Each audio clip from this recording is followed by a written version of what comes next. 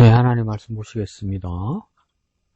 오늘 말씀은 사도행전 7장 54절에서 8장 8절까지 말씀입니다. 제가 봉독해 올립니다. 그들이 이 말을 듣고 마음에 찔려 그를 향하여 이를 갈거늘 스데반이 성령 충만하여 하늘을 우러러 주목하여 하나님의 영광과 및 예수께서 하나님 우편에 서 계신 것을 보고 말하되 보라, 하늘이 열리고 인자가 하나님 우편에 서신 것을 보노라 한데 그들이 큰 소리를 지르며 길을 막고 일제히 그에게 달려들어 성 밖에서 내치고 돌로 칠세 증인들이 옷을 벗어 사울이라 하는 청년의 발 앞에 두니라. 그들이 돌로 스데반을 치니 스데반이 부르짖어 이르되 주 예수여 내 영혼을 받으시옵소서 하고 무릎을 꿇고 크게 불러 이르되 주여 이 죄를 그들에게 돌리지 마옵소서. 이 말을 하고 자니라. 사울은 그가 죽임을 당함을 마땅히 여기더라. 그날에 예루살렘에 있는 교회에 큰 박해가 있어 사도 외에는 다 유대와 사마리아 모든 땅으로 흩어지니라. 경건한 사람들이 스데반을 장사하고 위하여 크게 울더라. 사울이 교회를 잡멸할새 각 집에 들어가 남녀를 끌어다가 옥에 넘기니라. 그 흩어진 사람들이 두루다니며 복음의 말씀을 전할새 빌립이 사마리아 성에 내려가 그리스도를 백성에게 전파하니 무리가 빌립의 말을 듣고 행하는 표적을 보고 한 마음으로 그가 하는 말을 따르더라. 많은 사람에게 붙었던 더러운 귀신들이 크게 소리를 지르며 나가고 또 많은 중풍병자와 못 걷는 사람이 나으니 그 성에 큰 기쁨이 있더라. 아멘. 자, 오늘 5월 16일 본문입니다. 크게 두 단락으로 나누어서 7장 마지막 부분은 스데반의 마지막 순교하는 장면이 나오고요. 그 다음 8장에 시작되는 부분은 바울의 언급이 약간 되지만 구체적인 사역은 빌립의 사역으로 그렇게 보이고 있습니다. 그래서 이 사도행전 7장 앞에 6장 이럴 때 뭡니까? 7의 그 사역자들을 뽑았었죠. 헬라파 사역자들을. 그 갈등이 일어났던 거 기억나시죠? 그죠? 같은 유대인들인데 히브리파 유대인들과 헬라파 유대인들 사이에서 갈등이 일어났습니다. 구제의 문제라고 이야기하는데 그 구제의 문제일까? 안 그러면 이 7 사역자들을 뽑았을 때 7 사역자들은 우리가 말하는 집사일까? 한글 성경에는 정확하게 집사라는 말이 없거든요. 근데 구제하는 일을 돕고 사도들이 기도와 말씀 전하는 일에 전념한다는 것을 보니까 그것을 보좌하는 일이 집사가 아니겠나 이렇게 추정하는 거죠. 근데 그게 일부 일리가 있으면서도 우리에게 이제 딜레마가 되고 고민이 되는 게 뭐냐면 7장으로부터 6장 후반부부터 7장 전체를 해서 7장도 또 지나치게 유난히 길죠. 54절까지 있는 건. 이게 왜 그러냐면 스데반이 유대인들 앞에서 설교를 한단 말이죠. 재판에 거의 재판에 가까운 상황에 해부되게 됩니다. 스데반이. 제목은 모세율법을 거스르고 성전을 모독한다는 그런 제목이었죠. 근데 이제 그게 그 뜻이 아니라는 것을 이야기하기 위해서 스데반이 아브라함을 이야기하고 그 다음 요셉을 이야기하고 그 다음 또 모세를 이야기하고 그러면서 그리스도에게까지 이렇게 오게 되는 겁니다. 그 장면을 이 스데반이 이야기를 한단 말이죠. 근데 그 스데반이 말 한마디 할 때마다 뭐라고 하냐면 스데반이 성령이 충만했다는 말들을, 그러면 또 얼굴이 빛이 나더라는 말들을 이렇게 중간중간에 끼어 있어요. 그러면 성경 안에서는 무슨 말이냐면 스데반은 그런 제목을 가지고 있지 않다. 스데반이 무죄하다는 것을 하나님과 성령께서 보증하시는 것이죠. 변호하시는 것이죠. 오늘 본문에서도 예수님이 하나님 우편에서 서셨다는 것을 보니까 뭡니까? 예수님께서도 그 중보의 사역, 보혜사의 사역, 변호사의 사역을 했다는 거죠. 그러니까 어느 누구 하나 스데반의 편이 아닌 사람은 영계에는 없었어요. 그런데 이 바깥에서는 뭡니까? 압도적인 사람들이 그를 박해하는 유대인이었다 이렇게 되는 것이죠. 그럼 왜 제가 이 말씀을 드리냐면 과연 스데반이 집사의 직무를 하고 있었을까? 그럼 집사의 직무인데 왜 이렇게 하나님 말씀을 이렇게 증거하다가 갈등을 일으키고 부딪히고 순교까지 하고 복음을 증거할 능력까지 있었을까? 그래서 어떤 사람들은 말할 때 뭐냐면 헬라인들의 갈등 중에는 구제도 구제지만 헬라인이면 헬라파 유대인이면 원래 유대인인데 오래전에 해외로 나가서 그러니까 그리스 언어계로 나가서 살았던 유대인이기 때문에 히브리어나 아람어가 능숙하지 못했던 사람이란 말이죠. 근데 이제 나중에 예루살렘에 들어와서 그리스도인에서 같이 생활하는 사람이니까 이거 언어 장벽, 문화 장벽일 가능성이 많습니다. 그래서 헬라어를 잘하는 7 사역자들을 다시 뽑은 것이다 이렇게 보기도 합니다. 그 말도 일리는 있죠. 스데반의 능력. 근데 또 거꾸로 보면 굳이 스데반과 위시한 7명의 사람들이 집사라고 할지라도 오늘 교회는 각성해야 될 일들이 많죠. 이거는 목사도 각성해야 되겠죠. 갑자기 재판정에 들어갔으니까 뭐 원고가 있고 뭐가 있겠습니까? 목사라고 그래도 이 거대한 말씀을 원고나 준비 없이 이렇게 증거할 준비가 돼 있는가? 평소에 그냥 툭 이렇게 복음을 증거할 준비가 충분히 돼 있는가? 그 다음 두 번째, 이 복음을 증거하는 것은 목사만의 일이 아니라는 것이 증명되는 것이겠죠. 교회의 모든 구성원, 심지어 뭡니까? 집사라도 뭡니까? 이 복음을 이렇게 당당하고 정연하고 설득력 있게 증거할 수 있어야 된다 이 말입니다. 그런 면에서 이 스데반의 모습이 시사하는 바가 큽니다. 왼쪽 위에 제목을 한번 볼까요? 교회의 박해, 선교의 확장 이렇게 됐습니다.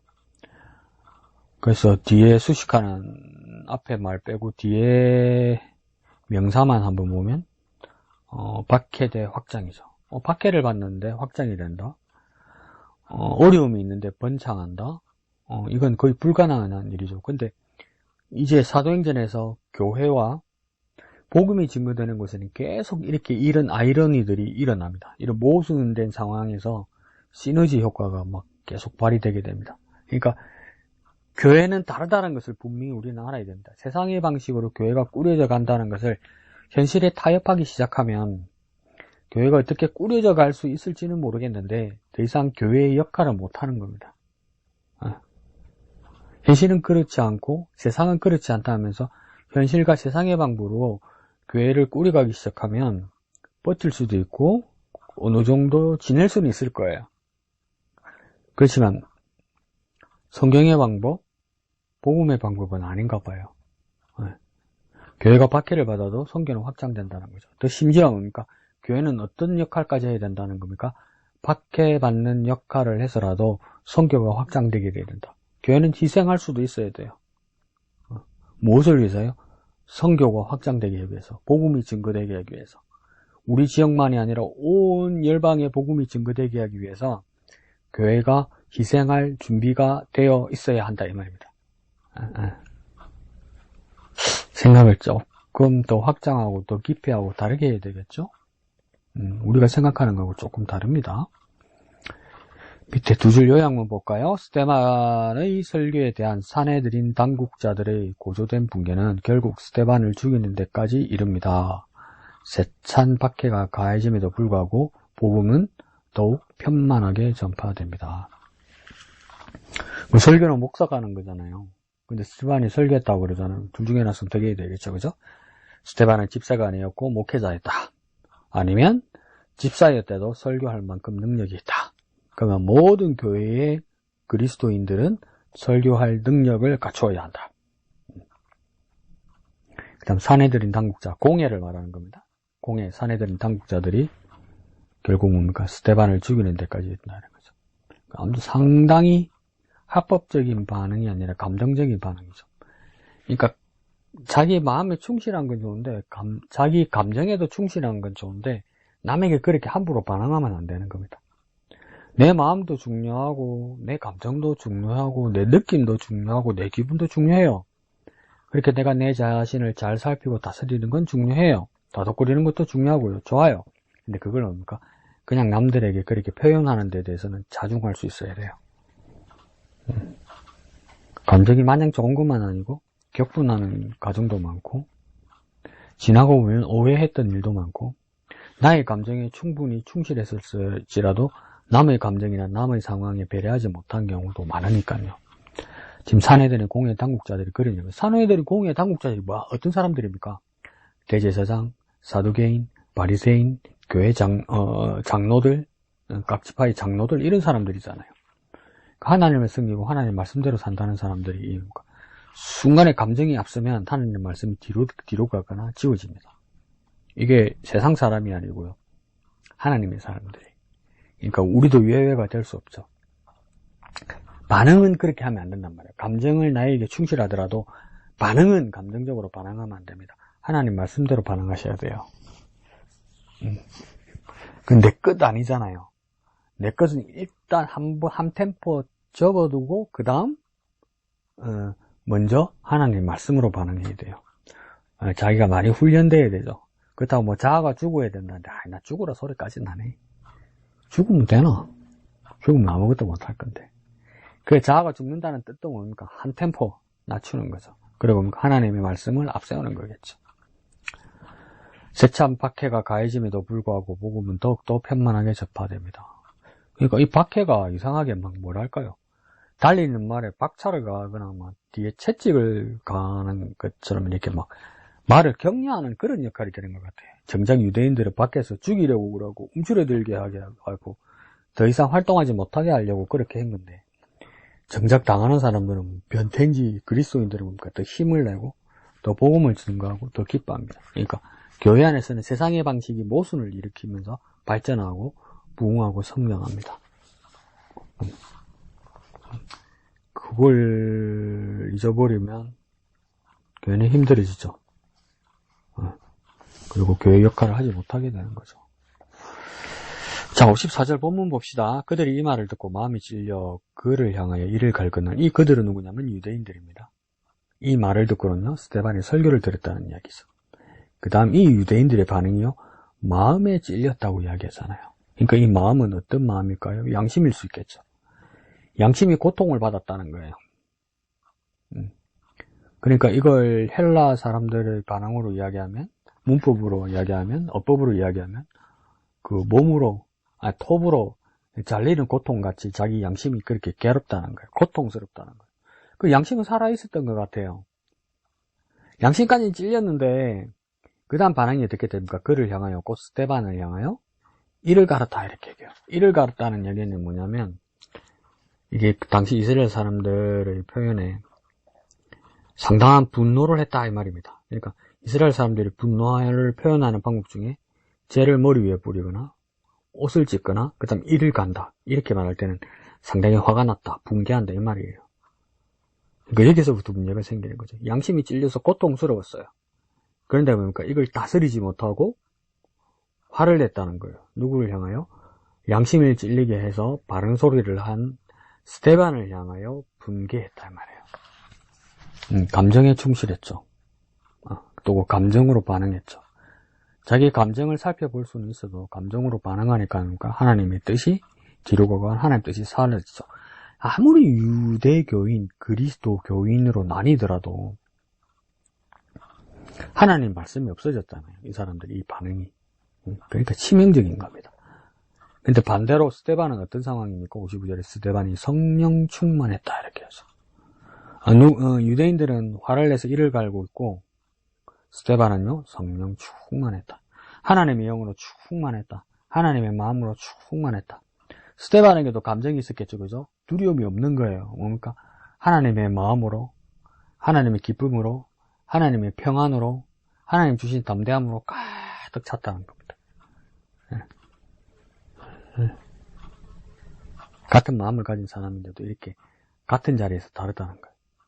그러면서 뭡니까? 하늘을 우러러 주목하여 하늘을 우러러 보았다는 것이죠. 하나님을 향하여, 하나님이 계신 곳을 하나님을 향하여 보았다. 그 우리 하늘 위를 보면 하나님이 보인다는 뜻이 아니라 마음이 하나님을 항상 향해 있었다, 이 말입니다. 생각이 항상 하나님을 생각하고 있었다, 이거예요. 기도든 묵상이든 기도든 하나님을 생각하고 있어야 되는 거예요. 큐티하러 갔고, 묵상하러 갔고, 예배하러 갔고, 기도하러 갔고, 찬양하고 있는데 뭡니까? 이것을 통해서 내 문제를 해결하는 것이면 다른 생각이잖아. 이 두 마음을 품은 거죠. 왜냐면 모든 내 삶의 정황이, 내 모든 활동들이 하나님을 향한 마음과 생각으로 가득 차야 되는 거예요. 그 사람이 성령 충만한 사람이고, 그 사람이 오늘 스데반처럼 하늘을 우러러 주목하는 것, 하나님이 임재를 바라보는 곳이다 이 말이에요.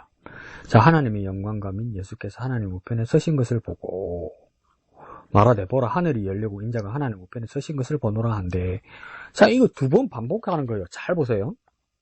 스데반이 봤는데 하나님의 영광과 55절 끝에 중간에 보면 하나님의 영광과 및 예수께서 하나님 우편에 서신 것을 보고 이렇게 이야기하잖아요. 이건 사실은 뭐냐면 스데반이 보았다고 이야기하지만 이 사도행전을 쓴 저자의 입장을 이야기하는 겁니다. 저자가 하나님이 펼치신 그 상황을 이야기하는 거예요. 저자를 통하여 하나님이 펼치신 상황이 뭐냐면 첫째, 하나님의 영광과 및 그리고 예수께서 하나님 우편에 서신 것을 보았다. 이게 작가적 서술 입장이에요. 작가적 서술. 근데 한 번도 54절에 뭡니까? 말하되 보라 이렇게 시작하죠. 누가 보라 이렇게 얘기한 겁니까? 스데반이 이야기한 거예요. 그럼 그 다음 말은요, 스데반이 본 상황을 스데반이 묘사하는 거예요. 그러니까 스데반적 해석이에요. 스데반적 해석.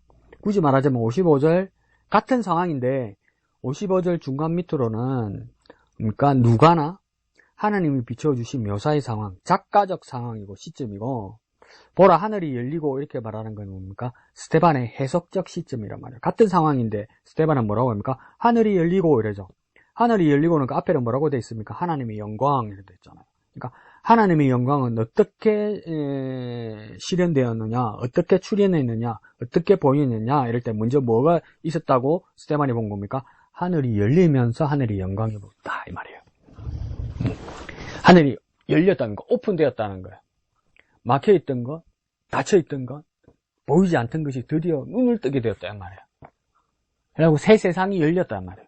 그곳에 뭐가 있었습니까? 하나님의 영광이 있었단 말이에요. 그리고 그 다음 뭡니까? 인자가 하나님 우편에 서신 것을 본다. 근데 그 위에는 뭐라고 됐습니까? 예수께서 하나님 우편에 서신 것을 보았다. 어떤 차이가 있습니까? 예수를 인자라고 표현했죠. 예수는 무엇입니까? 구원자라는 하나님이 보내신 세상에 오신 분이었었죠. 근데 그 예수를 지금 스데반은 누구라고 다시 부르냐면, 해석해 부르냐면 인자라고 불러요. 인자는 뭡니까? 사람 인자, 사람 자자죠. 사람 인자, 사람 자자 쓰는 거죠. 그래서 영어에서는 Son of God 이래요. 그리고 헬라에서는 정확하게 기억이 안 나네. 히오스를 쓰는 히우테우 이렇게 쓰던가 그럴 거예요. 히오스 테우스의 그 격을 써서 그죠? 히오테우 뭐 이렇게 쓸 거예요. 히오스 테우 뭐 이렇게 쓸 거예요. 그러니까 테우 아니지. 안드로포스네, 안드로포스. 이 인자는 뭐냐면 하나님의 아들 예수인데 그가 뭡니까? 분명히 사람으로 오신 분이다 이 말이에요. 사람으로. 하나님의 아들인데 사람으로 오셨단 말이에요. 분명히 사람으로 오셨단 말이에요. 그 해석이 차이가 나는 거죠. 그래서 하나님 우편에 서신 것을 보노라. 근데 그분이 어떡합니까? 하나님 우편에 계시다고 이야기하죠. 이 말은 뭡니까? 하나님의 권능 가운데 있고 하나님의 가장 큰 힘이고 하나님의 가장 큰 능력이고 하나님의 권세를 가졌다 이거죠. 오른쪽이니까 오른쪽. 보통 사람들은 오른손잡이잖아요. 그죠? 그래서 강력함을 이야기하는 거죠. 권세를 이야기하는 거고요. 그러니까 하나님의 가장 큰 권세는 누구를 상징하는 겁니까? 예수 그리스도예요. 그가 서신 것을 본다 이러죠. 그 서셨다는 건 뭡니까? 스데반이 순교당할 모습을 보고 하나님께 중보하는 중보자가 되었다. 그래서 뭡니까? 바른 것을 판단하는 재판장이 되고 하나님께서 중보하기 위해서 보혜사가 되었다 이 말이에요. 변호인이 되었단 말이에요. 그러니까 예수는 서신 이유는 뭐냐면 바른 것을 판결하는 거룩을 판결하는 재판관이 되고 하나님 앞에 중보하는 변호인이 되었다 이 말이죠. 그러니까 여기 보세요. 이렇게 접근하면 안 되는 거예요. 하나님의 영광과 및 예수께서 하나님 우편에 서신 것을 보고 이 말이 맞느냐? 하늘이 열리고 인자가 하나님 우편에 서신 것을 보노라. 이게 맞느냐? 이걸 가지고 논쟁하거나 왈가왈부하면 안 된다는 거죠. 그러면 55절과 56절은요 틀린 게 아니에요 여러분.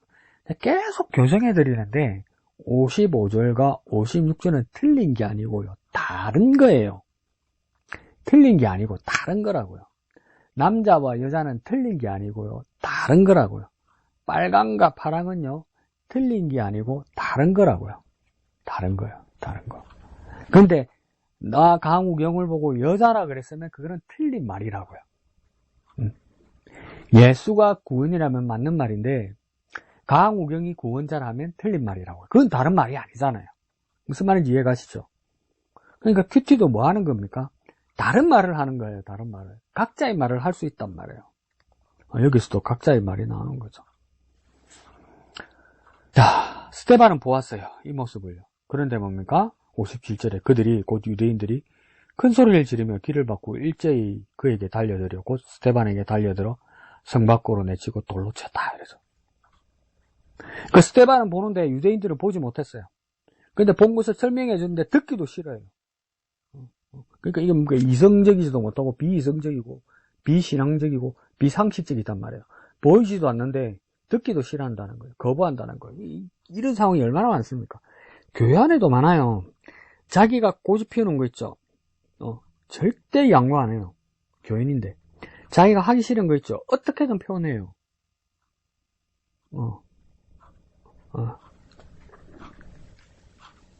거절하고 거부하는 일들이 많죠. 그렇게 순종이 어려운 거예요, 여러분. 자기를 극복하려고 하지 않는단 말이에요.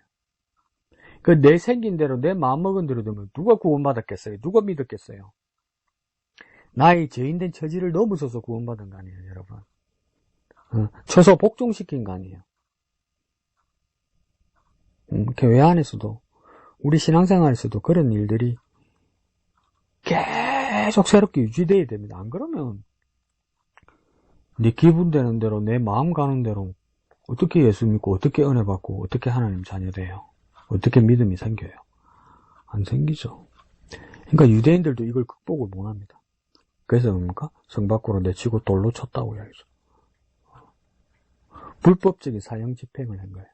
그러니까 이거 로마법으로도 안 맞고 유대인의 법에도 안 맞는 거예요. 법적 절차를 안 지킨 거죠.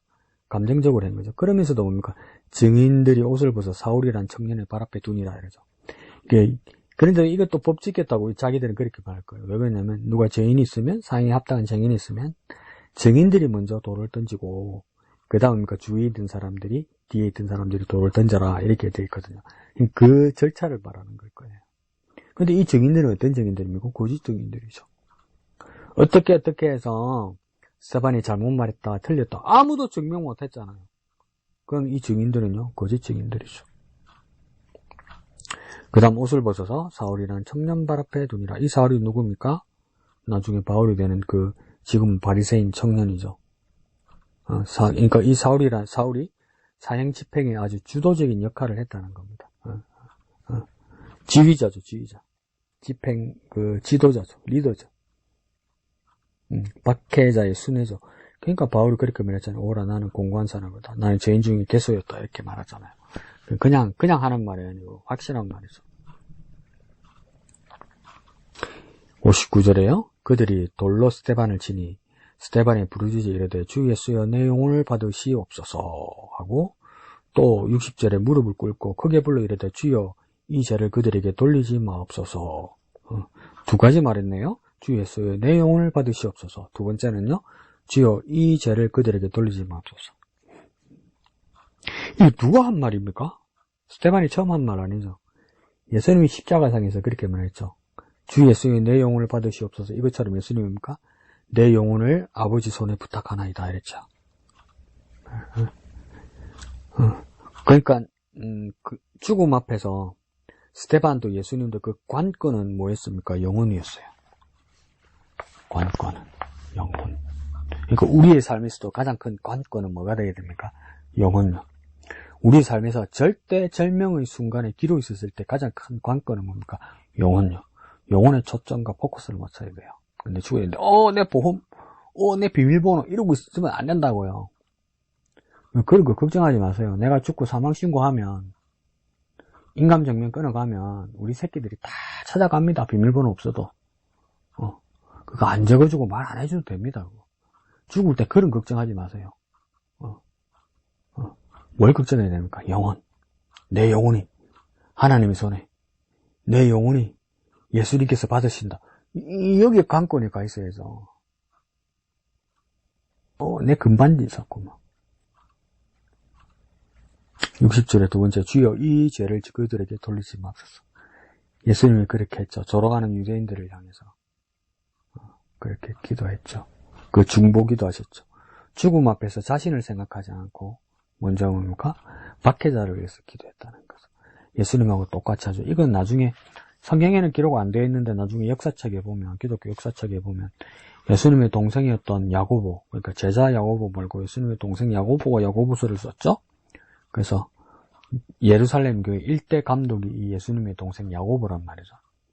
이 사람이 나중에 죽을 때 똑같이 기도했다고 그러죠. 저들의 죄를 돌리지 마옵소서. 저들에게 돌리지 마옵소서. 박해자를 향해서요. 그러니까 그리스도인이란 말은 뭐냐면 어떤 창의적이거나 뭐 내가 뭘 만들거나 이거보다 더 중요한 건 뭡니까? 예수님을 따라하는 사람이 그리스도인이에요. 그리스도를 따라하는 사람이 그리스도인이에요. 뭔가 교양있고 뭔가 멋있고 뭔가 다르고 뭔가 창조적이고 이건 뒤에 문제고요. 그리스도인이란 이름표를 단 사람은요. 그리스도를 닮아야 돼요. 그리스도와 같은 말을 해야 되고 그리스도와 같은 행동을 해야 되고 그리스도와 같은 삶을 살아야 되고 그리스도와 같은 말을 해야 된단 말이에요. 그게 없으면 그리스도인이 아니에요, 여러분. 말씀해 보기 싫다? 기도가 하기 싫다? 예배가 힘들다? 전도는 죽어도 못하겠다? 그럼 그리스도인 아니에요. 아무리 내가 고집피고 고함 질러도 그리스도인은 아니에요. 근데 이 사람들이 어떡합니까? 절대절명은 죽음의 순간에 예수님하고 똑같은 말을 합니다. 놀랍지요? 근데 스데반은 내 영혼을 받아옵소서 이 말을 먼저 했고 두 번째 이 죄를 저들에게 돌리지 마옵소서 이걸 두 번째 했잖아요. 예수님은 이렇게 거꾸로 되어 있습니다. 먼저 뭡니까? 박해자들을 향해서 저들에게 돌리지 마옵소서. 그 다음 그러니까 마지막 숨 거두실 때 내 영혼을 아버지 손에 부탁합니다. 이러면서 큰 소리로 다 말씀하시고 돌아가셨죠. 순서가 좀 바뀌어요. 그럼 뭐가 옳으냐 뭐가 맞냐? 틀린 게 아니라니까. 다르다니까. 틀린 거 아니에요. 다른 거예요, 여러분. 스데반하고 예수님하고 틀리다가 아니고 다른 거예요, 다른 거. 그럼 누가 잘못한 거예요?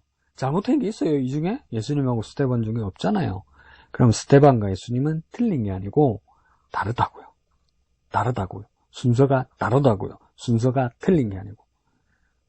제발 헷갈리지 마십시오. 그 틀리다 다르다를 섞었으니까 사람이 폐쇄적이 되잖아요, 폐쇄적이.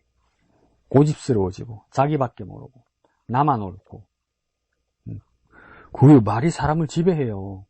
언어가 문법이요 사람의 사상을 지배해요. 여러분 내가 하는 말 외에 다른 것을 인식할 수 없어요. 내가 하는 말 외에 다른 걸 알 수가 없어요. 여러분 그냥 내가 안 보던 걸 보면 이름을 모르면 이게 뭐고 이러지 이게 뭐라고 기억에 남아있지 않아요. 나중에 그게 정립되지 않아요. 여러분 그게 스위스의 대문어 언어학자 소시로 선생님께서 말씀하신 겁니다. 예? 몰라도 되지만 자 그 다음 뭡니까? 57절입니까? 이거 60절 맨 끝에 뭐라 합니까? 이 말을 하고 잔이라 이러죠. 잔이라 이 무슨 뜻이겠습니까? 죽었다는 이야기죠. 죽음을 지금 뭐라고 표현합니까? 잔다고 이야기하죠. 그러니까 죽음을 잠으로 표현한다는 거죠. 그러니까 안식이고 쉼을 이야기합니다. 그러니까 우리의 죽음이 안식이고 쉼으로 주님 앞에서 우리가 죽는다는 건 뭐냐면 안식이고 쉼이고 잠이라고 생각할 수 있어야 돼요. 그렇게 편안한 거라고 믿어야 돼요. 죽을 때 어떡할까? 아파서 어떡할까? 무서워서 어떡할까? 그것보다는 뭡니까? 내가 주의 품 안에 주님의 품 안으로 주님의 손으로 가서 의탁받아서 부탁되어서 내가 자게 된다. 안식하게 된다. 쉬게 된다. 그러면 내가 와병에 있거나 병중에 있거나 어떤 사고 가운데 있어도 뭡니까? 내가 스르르르 병석에 있다가도 뭡니까? 스르르르 이렇게 가는 장면이 뭡니까? 내가 주님께로 쉬러 간다. 이런 쉬는 과정이다. 이렇게 생각해야지. 너무 힘들다, 고통스럽다, 막 이렇게까지 그걸 뭡니까? 주위에 있는 사람까지 그렇게 감정이입되면 안 됩니다. 예. 힘들면 뭐 당사자만큼 힘들겠어요?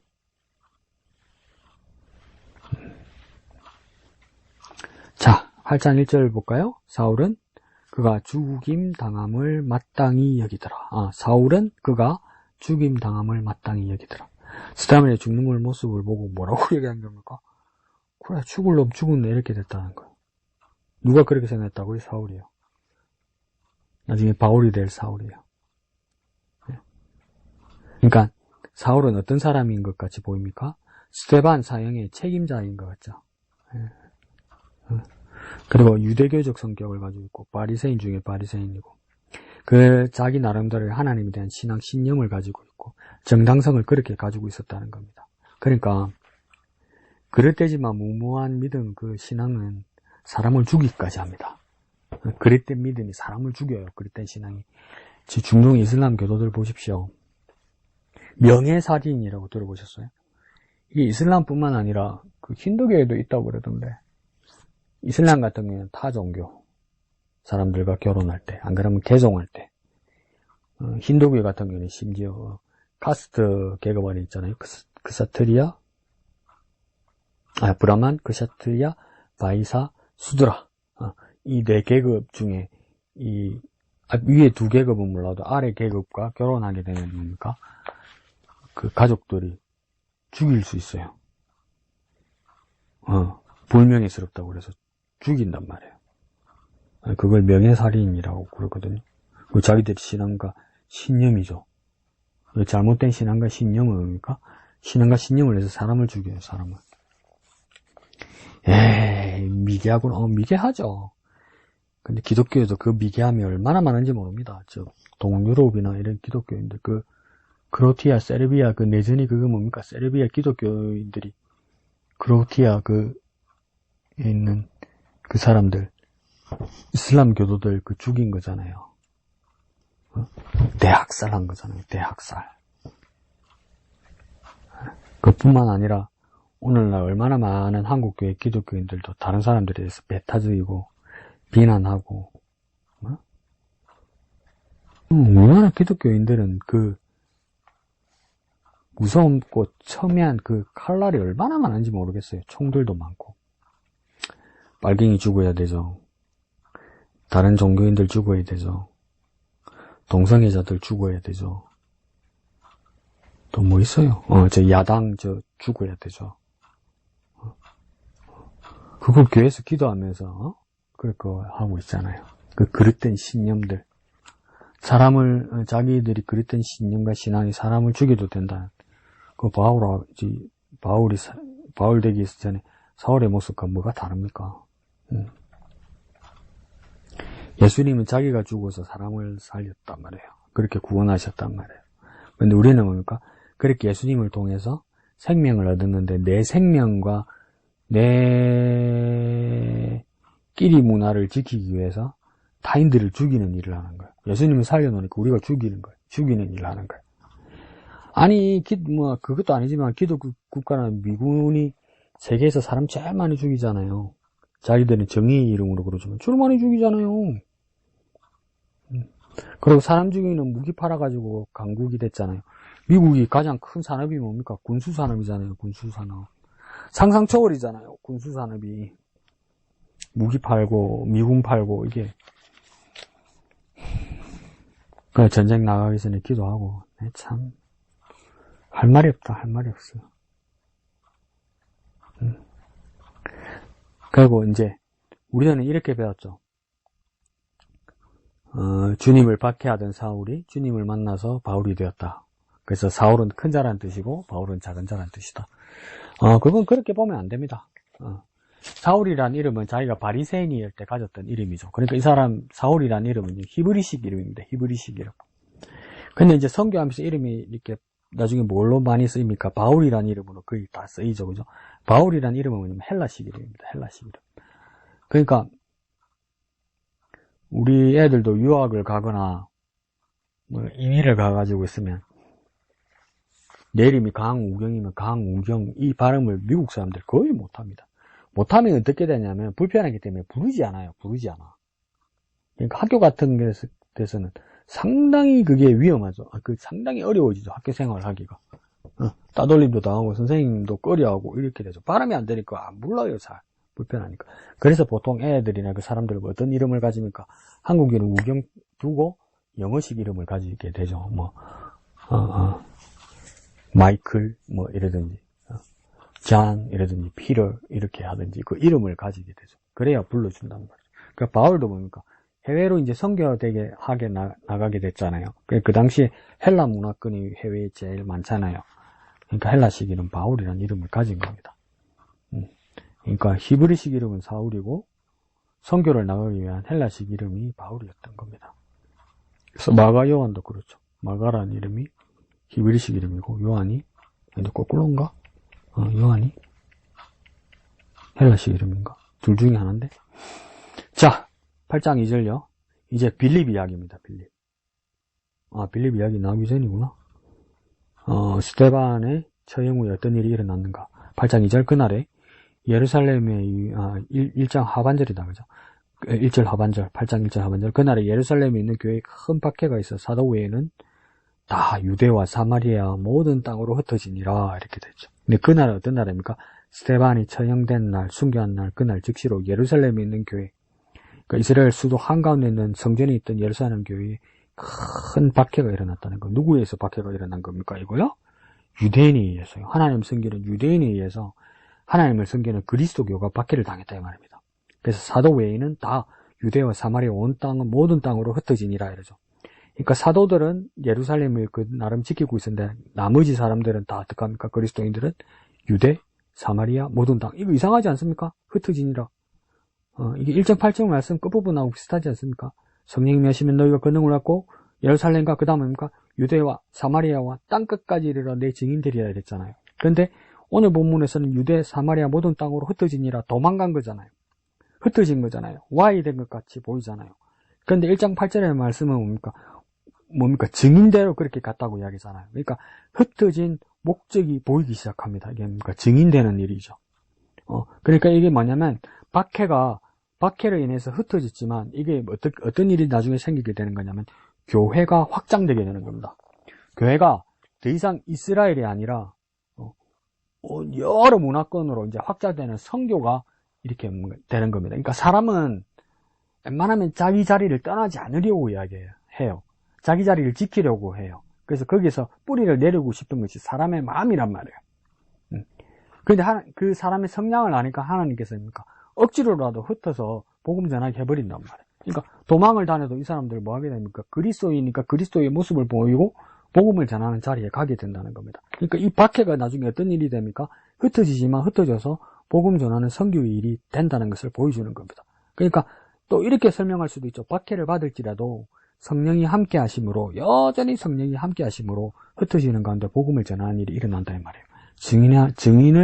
증인의 일이, 증거하는 일이 시작된다 이 말이죠. 그러니까 뭡니까? 교회가 확장된다는 거예요. 교회가 깨지는데 무슨 교회가 확장입니까? 사람입니까? 이게 이제 더 크게 나오는 거예요. 성전과 교회의 큰 차이점.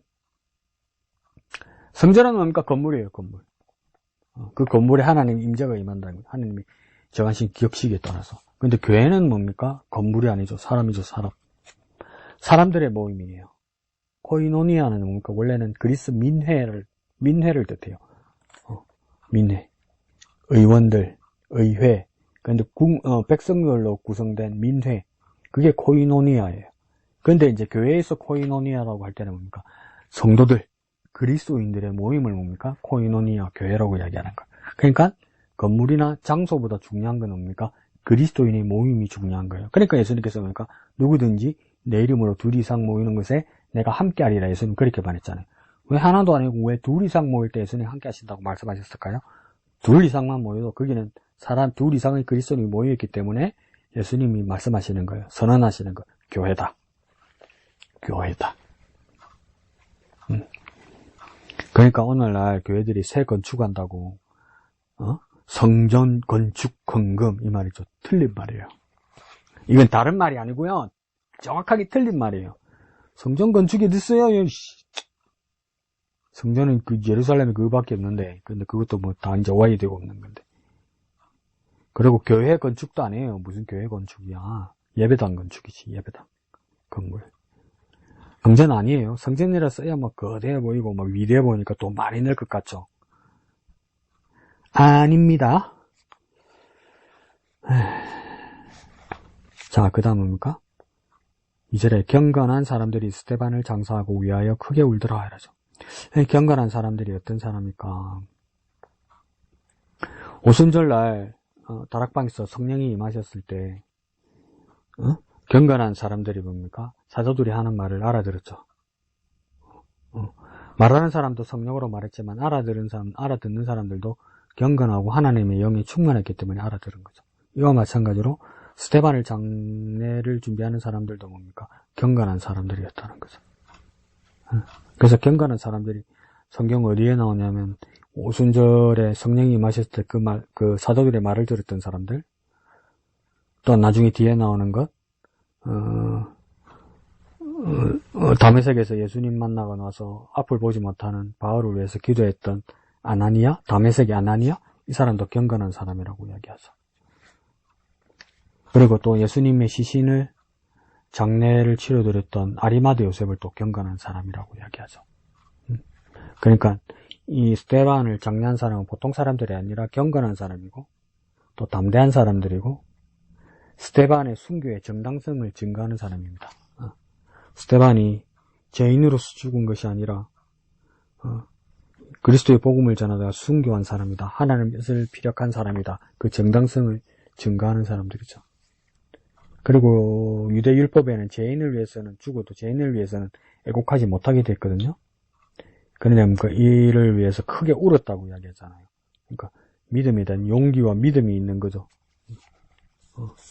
스데반은 죄인이 아니라는 것을 자기들이 목숨 걸고 증거하는 겁니다. 그냥 슬퍼서 울었다는 정도가 아니라. 자, 3절에 사울이 교회를 잠멸할세 각 집에 들어가 남녀를 끌어다가 오겠느니라. 사울이 엄청 적극적인 사람이죠, 그죠? 뭐 스데반 죽을 때 옷을 지키고 있어서 뭐 소극적이었다 이렇게 말하는 사람인데 아니에요. 3절에 하는 일 보세요. 잠멸했다고 하잖아요. 잠멸. 모욕하고 더럽히고 파괴하고 완전히 없어질 때까지, 완전 벌이 없어질 때까지 계속 핍박했다는 뜻이 잠멸했다는 뜻이에요. 집에까지 들어가가지고 남녀를 끌어다가 옥에 넘겼다고 얘기하죠. 그러니까 사울은 아주 주도적인 역할을 한 사람입니다. 박해하고 잠멸하고 투옥시키고 그랬던 사람이 변한 거죠. 하나님의 은혜, 하나님의 능력이 아니면 진짜 불가능한 일들이 일어난 겁니다. 우리의 삶에서도 뭡니까? 불가능한 일들이 있죠. 안 될 것만 같은 일들. 그런 일들이 일어나는 건 하나님의 은혜에 의한 일입니다. 그 불가능한 일이라니까 또 설정이 너무 귀참이다. 돈, 뭐 건강, 직장, 뭐 결혼, 뭐 이런 거 씁니다. 등남, 등력, 그런 거 말고, 막 내 삶과 내 영혼과 하나님을 향한 열정과 내 예배와 내 기도와 내 말씀을 바라보는 그 눈들이 막 있을 수 없이 나는 이런 사람이 아닌데 나중에 돌아와 보니 내가 이렇게까지 변하고 이렇게까지 나아왔던 그게 하나님 은혜 아닙니까?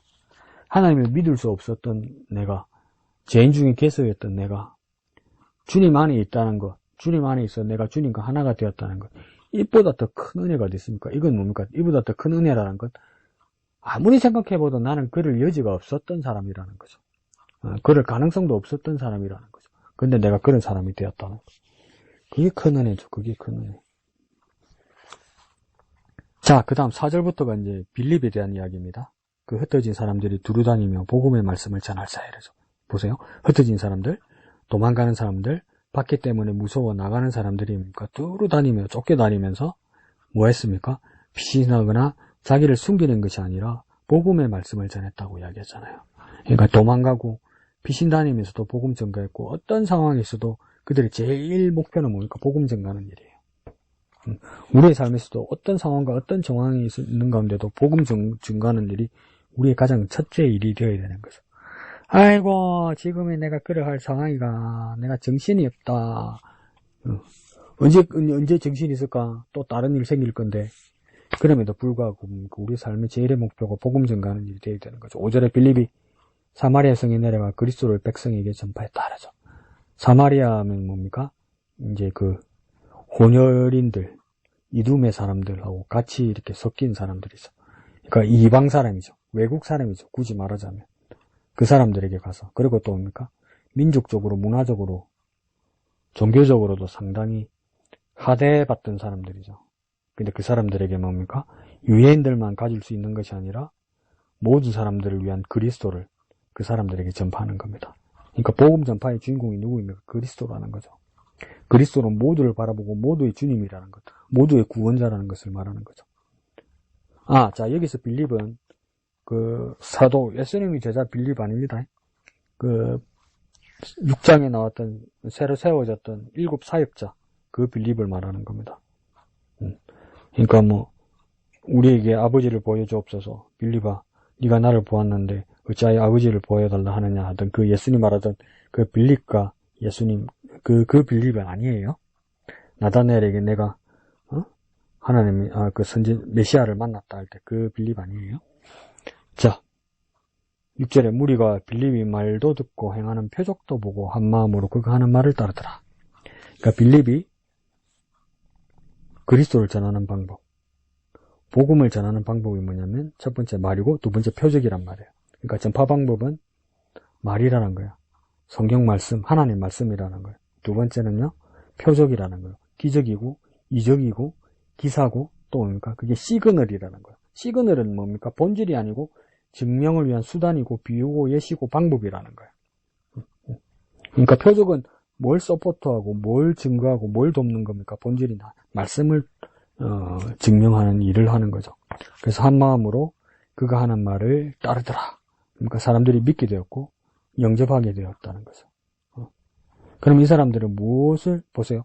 따르더라는데 뭘 따랐어요? 성경 그냥 눈 대고 봐야 된다서 여러분 큐티가 중요하고 묵상이 중요하고 성경 읽기가 중요하고 짚어서 하는 게 중요하고 생각하는 게 중요하고 천천히 읽는 게 중요한 거야.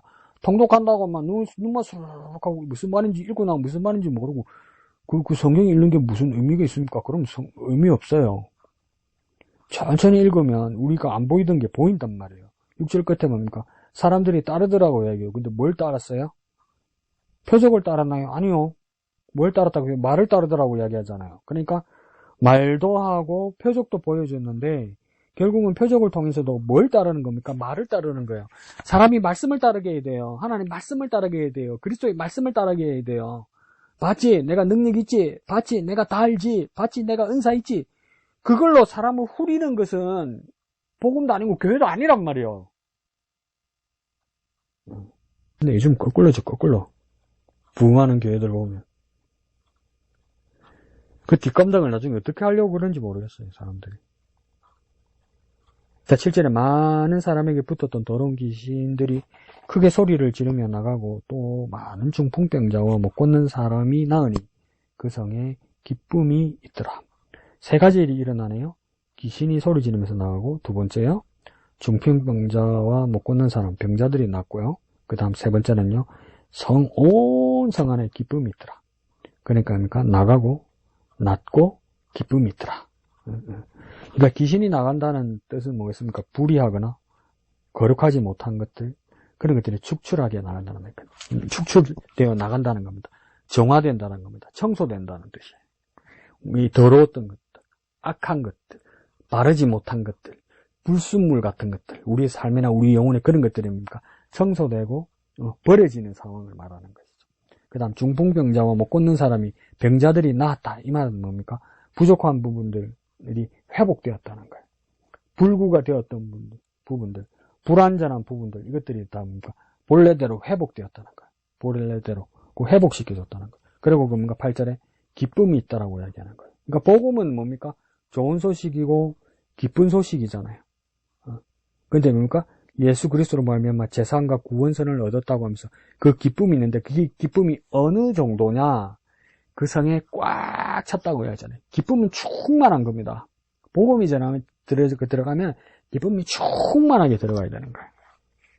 그러니까 복음이 전해지는 곳에 불의가 나가고 부족한 부분, 불완전한 부분이 회복되고 세 번째입니까? 그 기쁨이 충만하게 가득 차게 되는 것입니까? 복음 증거라는 거예요.